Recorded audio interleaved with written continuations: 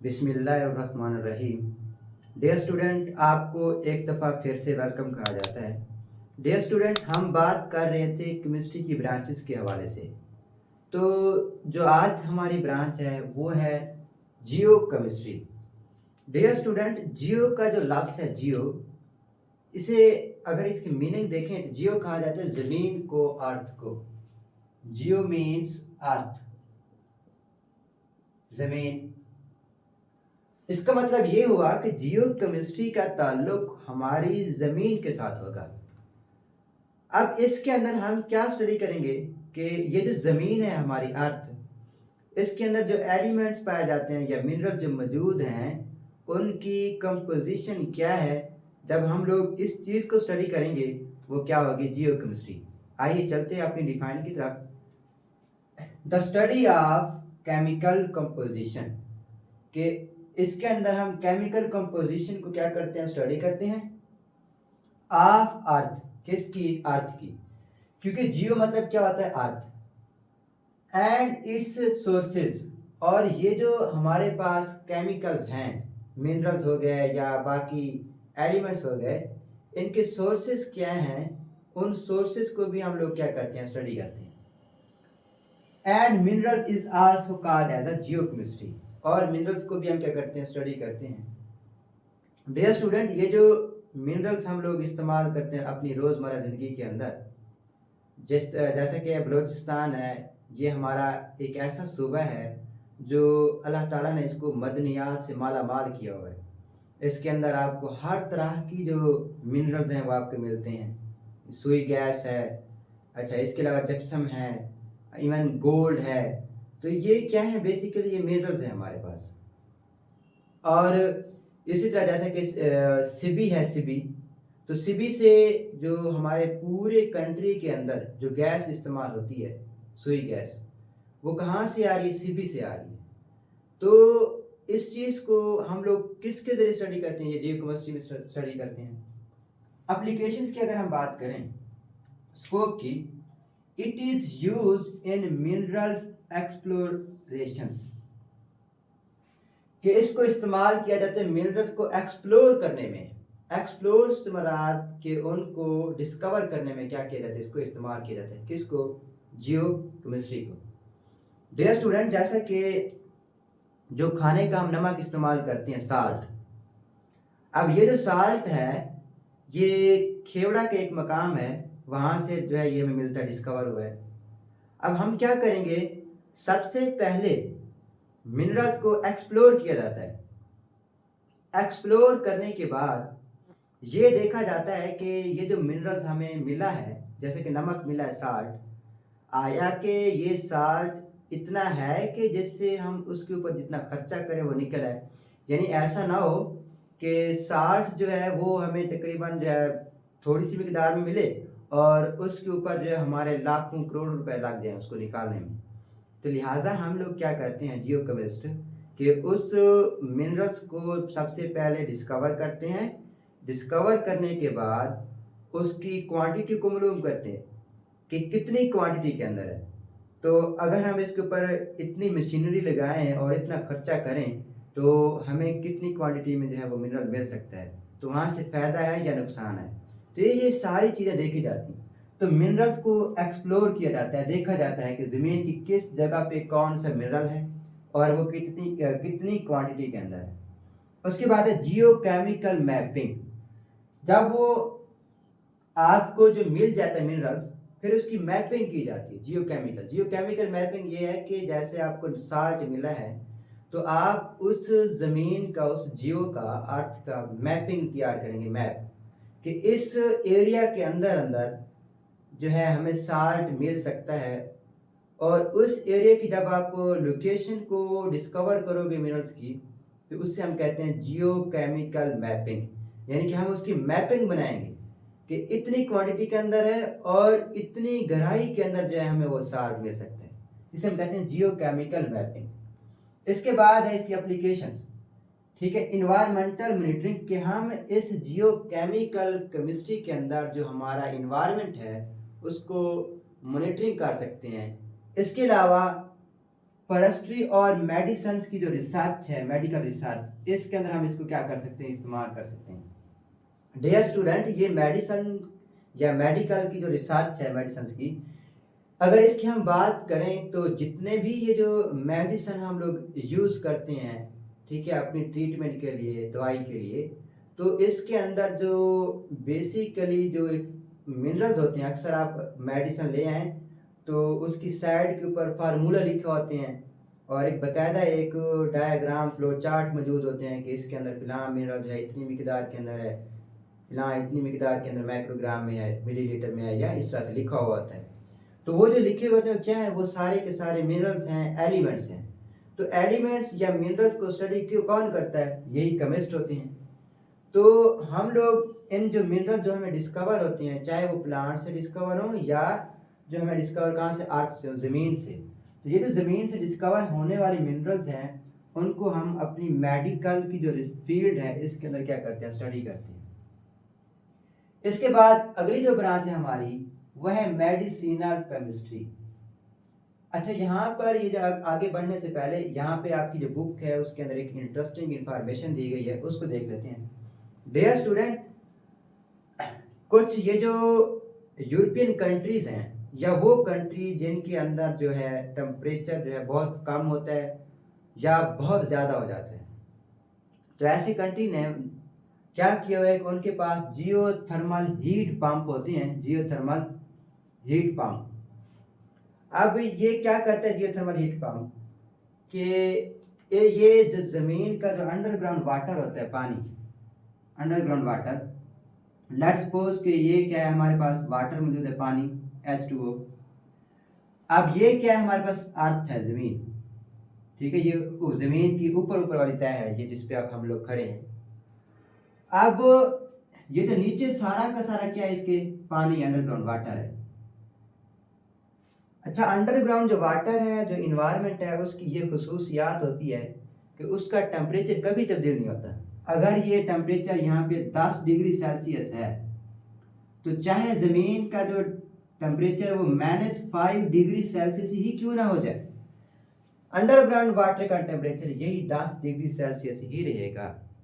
तो ये क्या करते हैं कि जब विंटर सीज़न आता है, सर्दियाँ, तो ये जो पंप होता है ये पानी को बाहर निकालता है और ये जो बिल्डिंग्स होती है, इमारतें, उन बिल्डिंग की जो दीवारें हैं उनके आसपास इसकी सप्लाई होती है, आसपास से गुजारते हैं। अब क्योंकि ये पानी प्लस आ रहा, 10 डिग्री सेल्सियस प्लस है, पॉजिटिव है, और ये माइनस में है, बाहर का इन्वायरमेंट इतना ठंडा है कि वो माइनस के अंदर है, जबकि ये क्या है, 10 डिग्री सेल्सियस है। तो जब ये बाहर आएगा, ये गर्म है, गर्म पानी है, तो ये जो हमारा जो बिल्डिंग्स होगी, जो इमारत होगी, उसको क्या कर देगा, ये गर्म कर देगा, वार्म अप कर देगा। अच्छा, इसी तरह अगर गर्मियां हैं, जैसे कि मुल्तान है, तो यहाँ का टेम्परेचर क्या होता है, कभी कभी 50 डिग्री सेल्सियस तक पहुँच जाता है, वरना नॉर्मल 45 डिग्री सेल्सियस तो लाजमी होता है। तो इस कंडीशन के अंदर क्या होता है कि क्योंकि देखें यहाँ पे 10 डिग्री सेल्सियस ही टेम्परेचर है, तो जो यहाँ से पानी निकलेगा और हमारी जो बिल्डिंग्स होगी वहाँ के आसपास जो दीवारें हैं उनके आसपास से जब गुजरेगा पैप्स के ज़रिए या मुख्तलिफ मैकेनिज्म के ज़रिए, तो हमारा जो टेम्परेचर होगा उस कमरे का, उसको ये क्या कर देगा, कूल कर देगा, ठंडा कर देगा। तो इस तरह जो है, जो डेवलप्ड कंट्री हैं, तरक्की याफ्ता मुल्क हैं, वो बजाय जो है ज़्यादा से ज़्यादा कंजप्शन करें इलेक्ट्रिसिटी का और एसी का या हीटर का ज़्यादा से ज़्यादा इस्तेमाल करें, तो वो इन चीज़ों से बचने के लिए जो है जियोथर्मल हीट पंप का क्या करते हैं, इस्तेमाल करते हैं। इससे क्या होता है कि सर्दियों के दिनों में गर्म पानी आता है, जबकि जब समर सीज़न आता है, गर्मियाँ होती हैं, तो तब तब क्या होता है, ठंडा पानी आता है, और वो अपने जो बिल्डिंग्स उनको क्या कर सकते हैं, इस तरह से बैलेंस कर लेते हैं। इसके बाद जो अगली ब्रांच है वो है मेडिसिनल केमिस्ट्री। मेडिसिनल केमिस्ट्री एक ऐसी ब्रांच है केमिस्ट्री की जिसके अंदर जो केमिस्ट होते हैं वो ट्राई करते हैं डिज़ाइन करना है मेडिसिन को, प्लस उसकी सिंथेसाइज करवाना। जैसा कि एक पेशेंट है डायबिटीज़ का, जो शुगर के मरीज़ होते हैं, उसे हम कहते हैं डायबिटीज़ पेशेंट। अब ये जो डायबिटीज़ के जो पेशेंट हैं, आपने अक्सर देखा होगा कुछ ऐसे पेशेंट हैं जो टैबलेट्स का इस्तेमाल करते हैं, गोलियों का, और कुछ ऐसे हैं जो इंजेक्शन लेते हैं।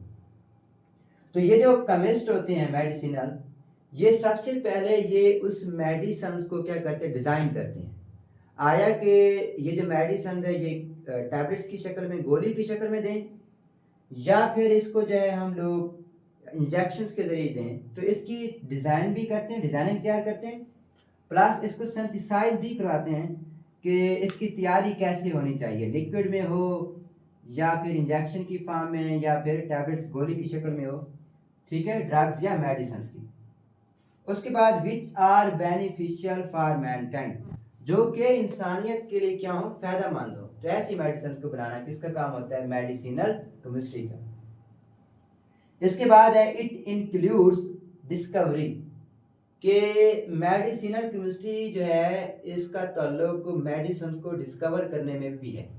बाज़ औक़ात हमें प्लांट से, पौधों से एक ऐसी मेडिसिन मिलती है जो हमारे लिए फ़ायदेमंद होती है।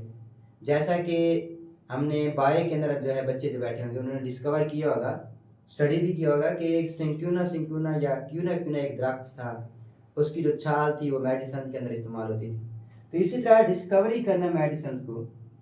इसके अलावा डिलीवरी जो है, डिलीवरी किस में हो रही होगी, बॉडी के अंदर, कि ये जो मेडिसिन हमने बनाई है, जैसे कि अगर इंसुलिन बनाई है शुगर के मरीज़ के लिए, तो वो इंसुलिन हमारी बॉडी में डिलीवर हो जाने के बाद और अब्जॉर्प्शन मतलब जज्ब हो जाने के बाद, जज्ब मतलब अब्जॉर्ब हो जाने के बाद हमारी जो बॉडी की जो कंडीशंस है उसमें कोई तब्दीली तो नहीं लाएगी। अगर लाएगी तो वो किस तरह की तब्दीली होगी, तो डिलीवरी के बाद उसका हमारे जिस्म के अंदर अब्जॉर्प्शन हो जाना है, और अब्जॉर्प्शन हो जाने के बाद उसका कोई साइड इफ़ेक्ट्स तो नहीं है। इन तमाम चीज़ों को स्टडी किया जाता है किसके अंदर, मेडिसिनल केमिस्ट्री में।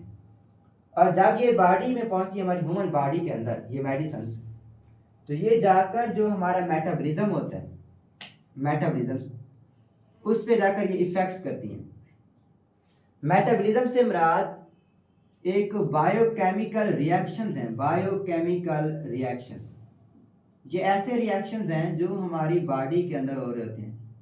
ये मेडिसिन सीधा जाकर हमारा जो सेट है मेटाबॉलिज्म का, रिएक्शन का जो जिसमें हो रहा है, उसके ऊपर जाकर ये इफ़ेक्ट्स करती हैं। इफ़ेक्ट्स करने के बाद ये अगर इनका जो कोई साइड इफ़ेक्ट्स ना हो, बुरे असरात ना हो, तो ये हमारा जो मेटाबॉलिज्म है उसको नॉर्मल करती हैं और हमारी जिस्म जो है वो ठीक हो जाता है। तो ये सारा का सारा मेडिसिनल केमिस्ट्री में आता है। इसके बाद है स्टडी ऑफ मॉलिक्यूल्स, इसके बाद है एस्ट्रोकेमिस्ट्री। डियर स्टूडेंट, जो एस्ट्रो लफ्ज़ है, एस्ट्रो कहा जाता है स्पेस, ठीक है। तो इसका मतलब कि ये वो ब्रांच होगी केमिस्ट्री की जिसका ताल्लुक हमारी जो खला है, स्पेस है, उसके साथ होगा। तो स्टडी ऑफ मॉलिक्यूल्स, कि इसके अंदर हम लोग क्या करते हैं, मॉलिक्यूल्स को स्टडी करते हैं, प्लस आयंस को स्टडी करते हैं। रियकरिंग कहा जाता है मौजूद होना, कि ये जो आयंस हैं, मॉलिक्यूल्स हैं, ये हमारी स्पेस में कितनी मिकदार में मौजूद है, इस सब को स्टडी करना क्या कहलाता है, एस्ट्रोकेमिस्ट्री। इसके बाद इंटरस्टेलर, ठीक है, स्पेस।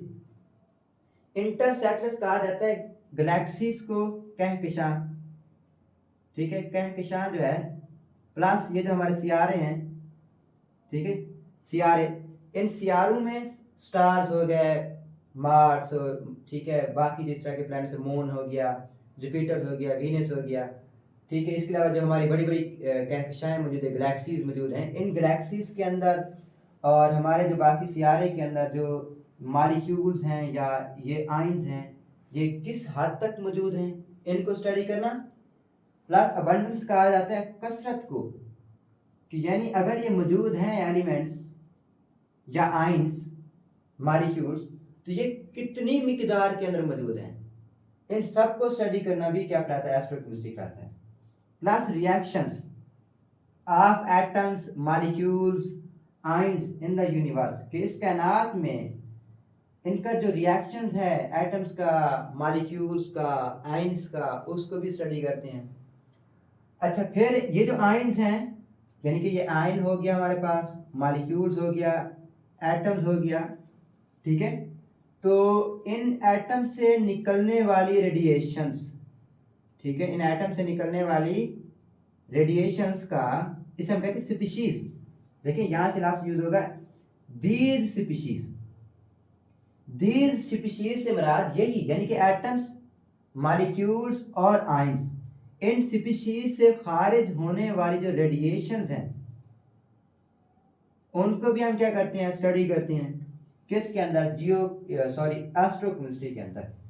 तो क्योंकि ये जो रेडिएशन होती हैं ये हमारे जो लिविंग ऑर्गेनिजम्स है या लाइफ है, दूसरा उसमें क्या है, लाइफ है, इसके ऊपर क्या इसका इफेक्ट्स हैं उसको हम स्टडी करते हैं।